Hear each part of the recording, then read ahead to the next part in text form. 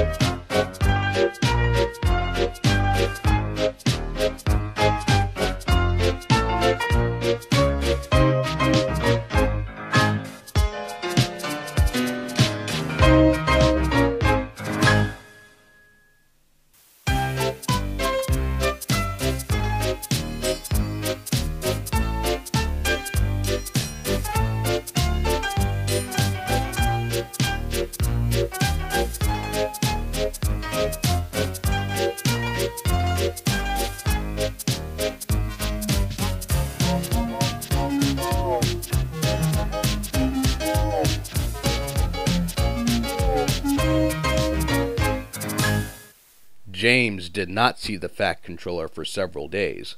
They left James alone in the shed and did not even allow him to go out and push coaches and trucks in the yard. "Oh dear," he thought sadly, "I'll never be allowed out any more. I shall have to stay in the shed for always, and no one will ever see my red coat again. Oh dear, oh dear." James began to cry. Just then the Fat Controller came along. "I see you are sorry, James," he said. "I hope now that you'll be a better engine. You have given me a lot of trouble. People are laughing at my railway, and I do not like that at all." "I am very sorry, sir," said James. "I will try hard to behave." "That's a good engine," said the Fat Controller kindly. "I want you to push some trucks for me. Run along and find them." So James puffed happily away. "Here are your trucks, James," said a little tank engine. "Have you got some bootlaces ready?" And he ran off laughing rudely. "Oh, oh, oh," said the trucks as James backed down on them. "We want a proper engine, not a red monster." James took no notice and started as soon as the guard was ready. Come along, he puffed. We won't, screamed the trucks. But James didn't care, and he pulled the screeching truck sternly out of the yard. The trucks tried hard to make him give up, but he still kept on. Sometimes their brakes would slip on, and sometimes their axles would run hot. Each time they would have to stop and put the trouble right. And each time James would start again, determined not to let the trucks beat him. Give up! You can't pull us! You can't! Called the trucks. I can and I will, puffed James. And slowly but surely he pulled them along the line. At last they saw Gordon's Hill ahead. Look out for trouble, James, warned his driver. We'll go fast and get them up before they know it. Don't let them stop you. So James went faster, and they were soon halfway up the hill. I'm doing it, he panted, but it was hard work. Will the top never come? He thought, and with a sudden jerk it all came easier. I've done it, he puffed triumphantly. Hurrah, he thought, it's easy now. But his driver shut off steam. They've done it again, he said. We left our tail behind. The last 10 trucks were running backwards down the hill. The coupling had snapped. But the guard was brave. Very carefully and cleverly he made them stop. Then he got out and walked down the line with his red flag. That's why it was easy, said James as he backed the other trucks carefully down. What silly things trucks are. There might have been an accident. Meanwhile, the guard had stopped Edward, who was pulling 3 coaches. Shall I help you, James? Called Edward. No, thank you, answered James. I'll pull them myself. Good. Don't let them beat you. So James got ready. Then with a peep peep, he was off. I can do it, he puffed. He pulled and puffed as hard as he could. Peep, peep, peep, peep. You're doing well, whistled Edward, as James slowly struggled up the hill, with clouds of smoke and steam pouring from his funnel. I've done it, he panted and disappeared over the top. They reached their station safely. James was resting in the yard when Edward puffed by with a cheerful peep peep.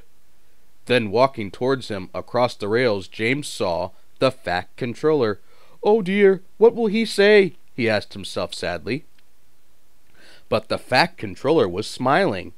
I was in Edward's train and saw everything, he said. You've made the most troublesome trucks on the line behave. After that, you deserve to keep your red coat.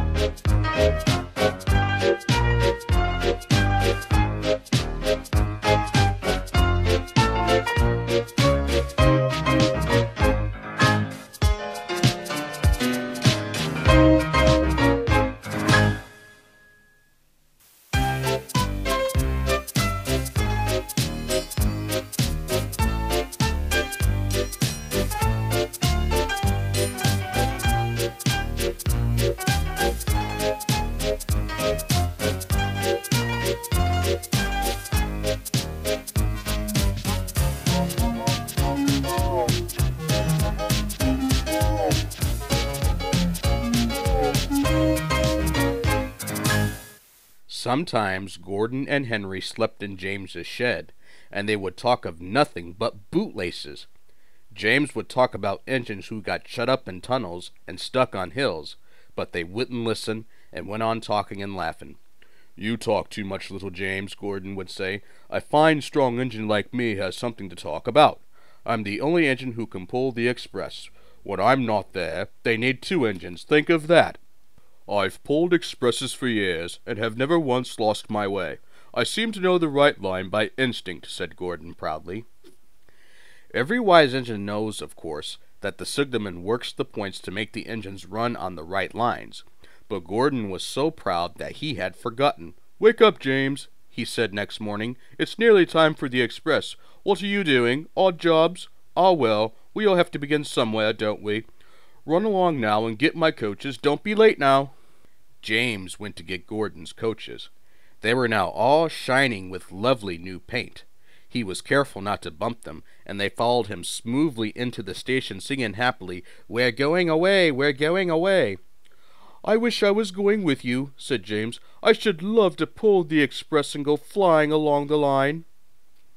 He left them in the station and went back to the yard, just as Gordon, with much noise and blowing of steam, backed onto the train.